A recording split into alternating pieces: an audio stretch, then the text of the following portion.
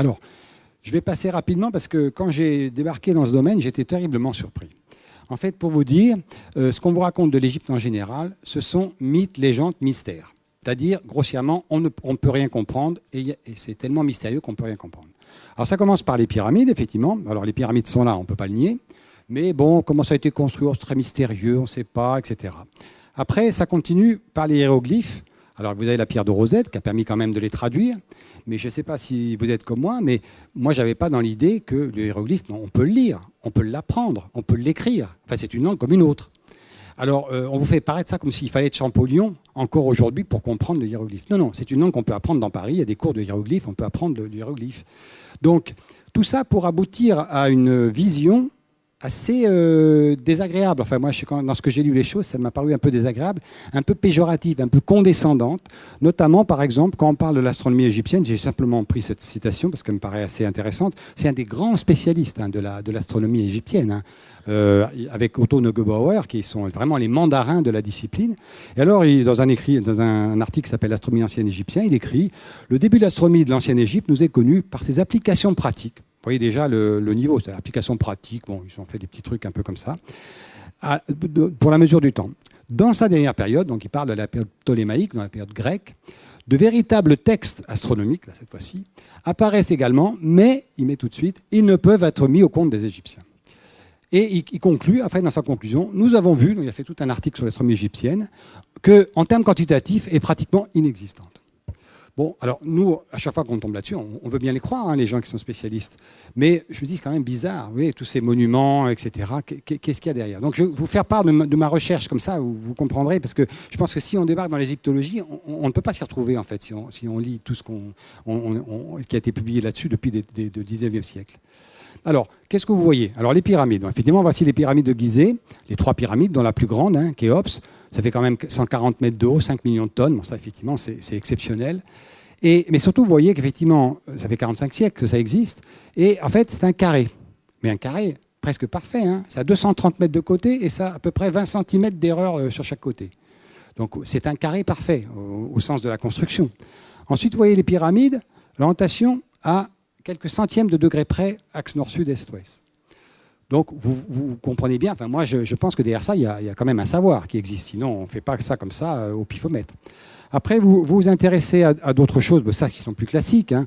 Le temple de Karnak, ça, c'est une photographie que j'ai prise l'année dernière, le 21 décembre. Vous voyez l'axe du temple, effectivement. Vous attendez le lever du soleil. Et vous voyez, le soleil se lève exactement, le moment du solstice, effectivement, dans l'axe du temple de Karnak. Voilà, il passe exactement sous le portique.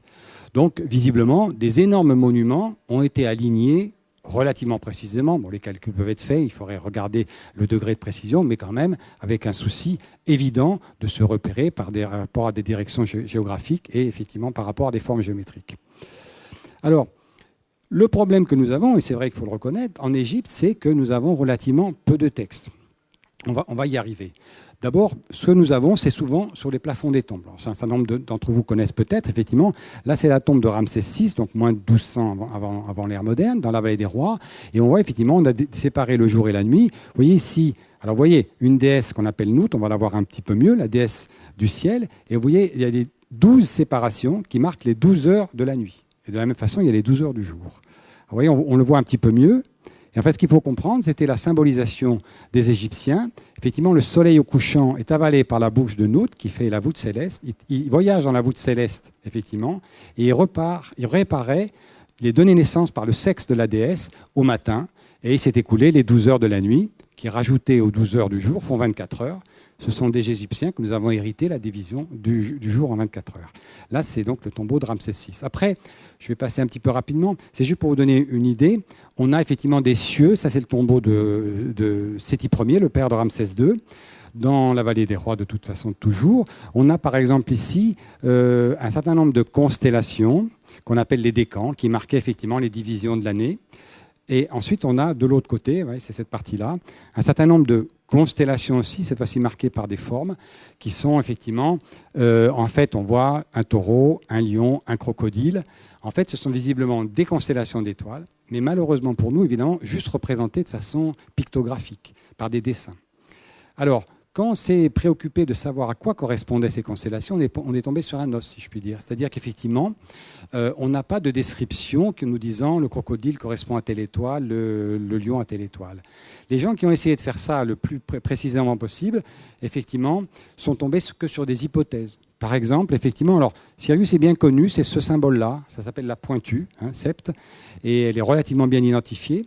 Mais en revanche, quand on tombe sur le crocodile, alors, vous voyez, on a fait des dessins, là c'est à peu près dans les étoiles du cygne, on les a reliés pour essayer d'imaginer ce que serait la constellation, mais on n'a pas de texte qui nous dise que c'est ça. L'hippopotame, c'est pareil. Et la seule chose sur laquelle on a un petit peu plus d'indications, c'est Sirius, qui a pour nom, par rapport au panthéon égyptien, la déesse Isis, et son compagnon qui s'appelle Osiris, le dieu, et qui serait Orion et Sirius. Et vous voyez, on a essayé de symboliser la recherche qui a été faite, en fait, un certain nombre d'étoiles qui découperaient un petit peu le miroir de cette image-là dans le ciel. Mais c'est vrai que les constellations égyptiennes, et c'est quand même surprenant puisqu'on les voit représentées souvent, eh bien, ne sont pas connues, ne sont pas identifiées. C'est un des drames pour l'astronomie ancienne égyptienne, qu'on n'arrive pas à déterminer plus précisément les caractéristiques de ces étoiles-là.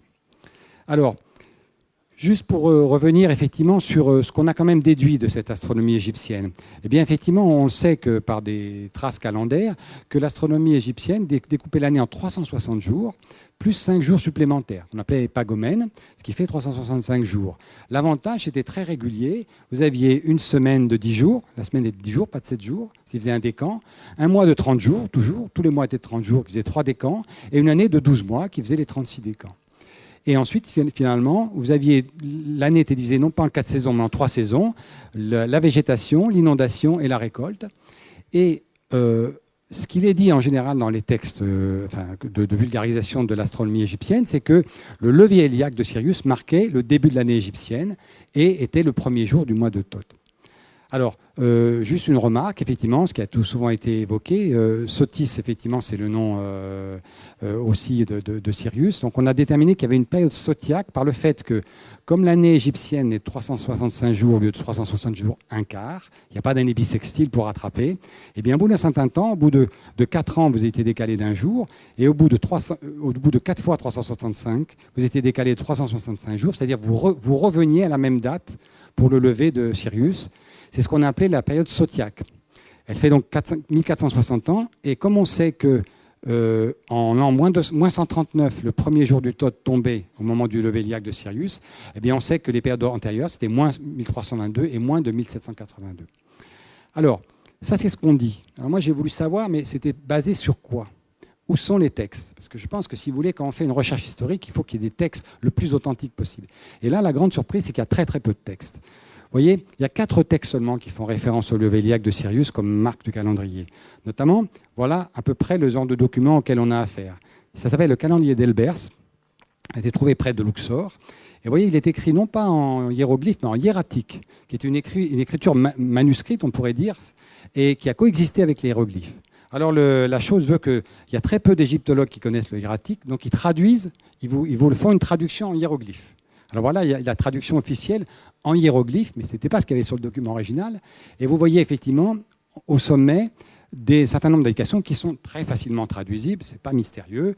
Donc on l'a traduit en l'an 9 sous le règne du roi de la Haute-Égypte, donc il s'appelle Djesekar, ce qui en fait c'est le nom, son nom de règne c'était Amenhotep I. Et on reconnaît qu'effectivement le cartouche qui marque son nom. Et donc vous voyez par exemple, ça effectivement c'est les 9, l'an 9. Après bon. De la même façon, deuxième ligne, vous avez le nouvel an, le 3e mois. Je n'ai mis en clair que ce qui était vraiment sur le document. Entre parenthèses, ça n'existe pas. Shemu, 9e jour, sortie de Sirius. Vous voyez, effectivement, donc le 3e mois, ça c'est le 3e mois. Là, c'est la saison, effectivement, Shemu. Là, c'est le jour, vous avez 9 jours. Et là, c'est la locution qui exprime le lever héliaque de Sirius. C'est-à-dire, en fait, techniquement, c'est la sortie de l'étoile Sirius. Et ensuite, suit un certain nombre de listes de fêtes finalement, qui sont listés pour l'année.